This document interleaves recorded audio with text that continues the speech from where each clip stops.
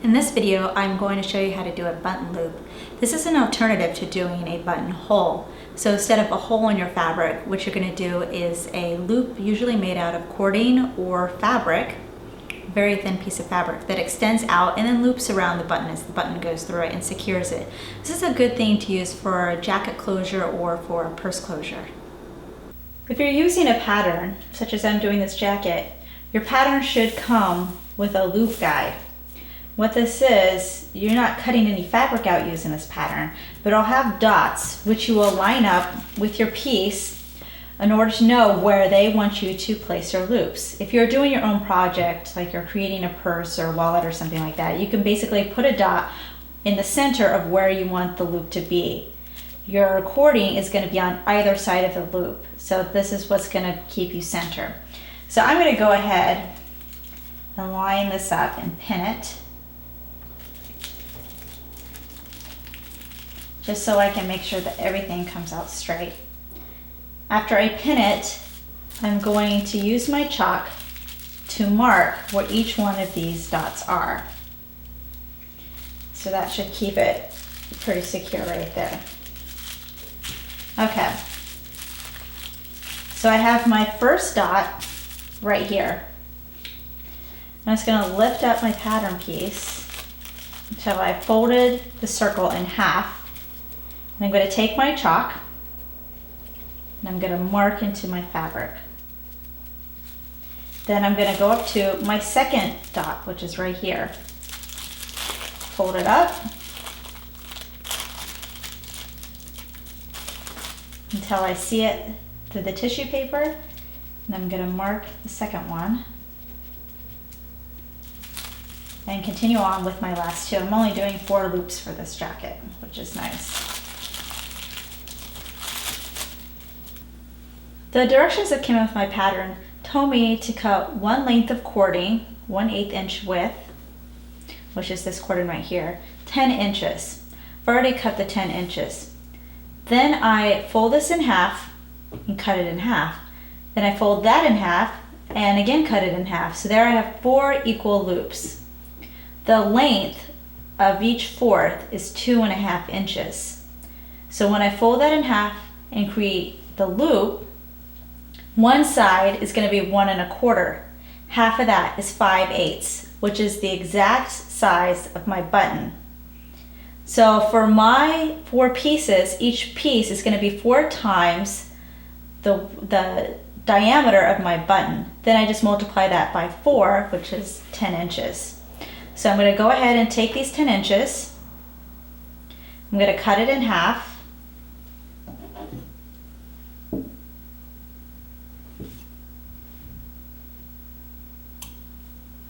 Then with each one of these, I'm going to again cut it in half.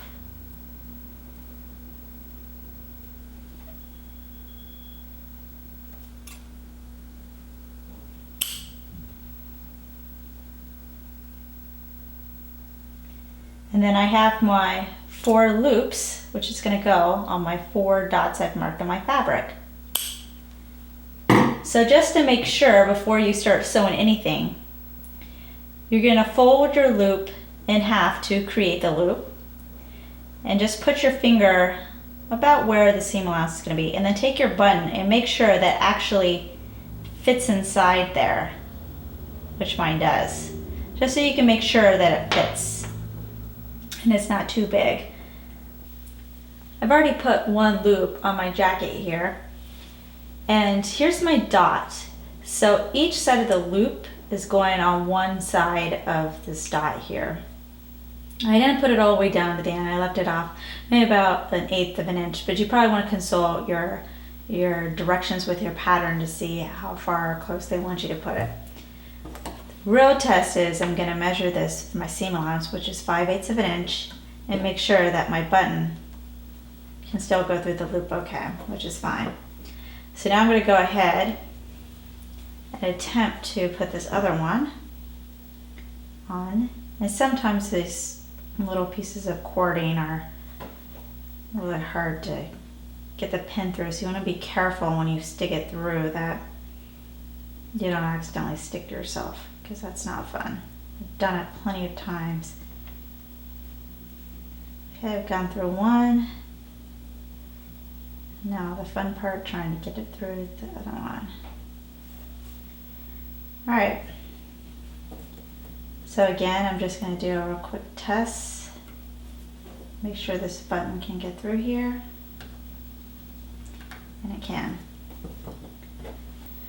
So what I'm going to do is baste these loops into place at my 5/8 inch seam allowance. So I'm just going to my 5/8 inch line. And that's where I'm going to start basting. The basting stitch is the largest stitch that you have on your machine. So it's the longest one, and you don't have to worry about doing any back stitches, because basically what this is just tacking these loops into place. I'm not going to start directly on a loop, but a little bit before it. And you can keep your pin in as long as you're careful not to sew into it. This doesn't take very long. Okay, once you've gone through it, so it was that fast. I'm going to trim it, and then I'm going to go on to my next one. So now the loops are tacked on. You're not going to want to cut your string since we didn't do any back stitching. At this point you have a choice. If you fold the loops at your 5/8 inch, this is the loop that's now going to be shown for your project. I would probably just test it again with a button, because once you do your final stitch, it's going to be really hard to go ahead and take it inside out. So that fits okay. So if you're just doing something on your own, you could just at this point fold it all evenly along that line and then stitch right on top of it just to make sure it's secure. If you're doing a jacket like I am, there's another piece called a facing that's actually going to be placed over this and sewn at a 5/8 inch seam allowance and then flipped out. So I'm going to show it in case you're using a jacket. This is what the loops should look like on your garment when you're finished. It's folded so that you just have your loop sticking out ready to attach to your buttons. How I did it in this case was I attached a facing. Here's my facing. I'm just going to flip it inside out so you can see that basically what I did was I put my facing right sides together on top of my loops on top of my garment piece here on the bottom. You can see the ends of my loops right here, and I just stitched right alongside, and then I just fold it under so you have a nice clean edge with your seam right in the middle with your loops right here. Once you fold it to the inside, then your loops are ready to go. Our book, Professor Pincushion's Beginner Guide to Sewing, Garment Making for Nervous Newbies, is now available to order. Go to professorpincushion.com/books or click on the link in the description to see a list of vendors where you can purchase it.